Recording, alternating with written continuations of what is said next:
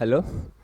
आज हम लोग देखने वाले हैं एक पॉपुलर इक्वेशन जिसे कहते हैं बर्नौली इक्वेशन। बर्नौली एक साइंटिस्ट हैं जिन्होंने एक इक्वेशन दिया। इनका इक्वेशन एनर्जी कंजर्वेशन पर आधारित है। इनका कहना है कि यदि कोई फ्लूइड मोशन कर रहा होता है उस केस में उसका pressure energy head, kinetic energy head और पोटेंशियल एनर्जी हेड जो होता है, इस तीनों का जो सम होता है वह कांस्टेंट होता है। ये जो भाषा है इसको सिंपल वे में हम समझते हैं। यहाँ पे आप देख सकते होंगे यह हमारा जो P यानी प्रेशर है और बाई ओमेगा यानी W यह है स्पेसिफिक हीट। इसका जो मान होता है वह होता है रो जी के बराबर, यानी स्पेसिफिक हीट यह आपका है रो जी के बराबर। रो यानी डेंसिटी फ्लूइड का और जी ग्रेविटी। यह हमारा कहलाता है काइनेटिक एनर्जी हेड और यह है हमारा पोटेंशियल एनर्जी हेड और यह कहलाता है प्रेशर हेड। यहाँ कोई फ्लूइड पॉइंट A1 है और ये पॉइंट 2 है। यहाँ वेलोसिटी फ्लूइड का V1 है, प्रेशर P1 है और इसका जो हाइट है रेफरेंस लाइन से Z1 है और यहाँ जो Z2 है और यह V2 और यह हमारा P2, यानी यहाँ का प्रेशर P2 है और यहाँ का वेलोसिटी V2 है।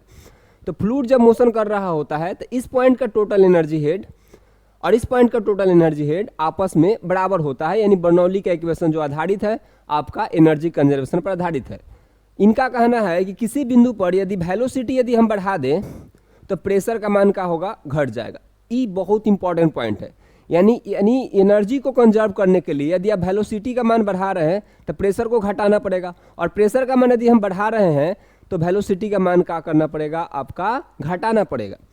अब हम लोग इस बात को एक्सपेरिमेंट के थ्रू समझते हैं, ठीक है।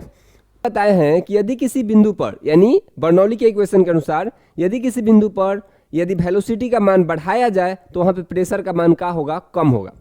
तो अभी हम यहाँ देखते हैं लोग, बैलून हमारे पास है।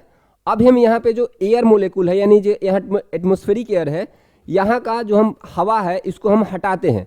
अब हवा हटाएंगे कैसे, तो हम यहाँ पे वेग देंगे, यानी यहाँ पे हम स्पीड देते हैं, वेलोसिटी देते हैं एयर को, तो इसके क्या होगा, फ्लूइड जो होगा फ्लो करेगा और यहाँ जो है प्रेशर का मान का होगा, कम होगा। और चूंकि यहाँ साइड में जो प्रेशर है वह ज़्यादा है जिसके कारण बैलून एक दूसरे की तरफ आएगा। तो अब आपको हम दिखाते हैं। तो यह हमारा बैलून है। तो आप देख सकते होंगे बैलून जो है एक दूसरे की तरफ आ रहा है। फिर से एक बार हम ट्राई कर लेते हैं। तो यह जो बैलून है, अब इसका कंसेप्ट ठीक से एक बार समझ लीजिए। यहाँ जो आपका एयर मोलिक्यूल है इसको हम जब स्पीड दे रहे हैं यानी वेग दे रहे हैं तो यहाँ से हट जा रहा है और बाहर का जो सराउंडिंग एयर है इसके आसपास वाला एयर इसके पास आ रहा है, यानी यहाँ का प्रेशर कम होगा, यहाँ का प्रेशर ज़्यादा होगा, जिसके कारण एक दूसरे की तरफ आ रहा है। तो आपको कैसा लगा आप इस पर कमेंट कीजिए।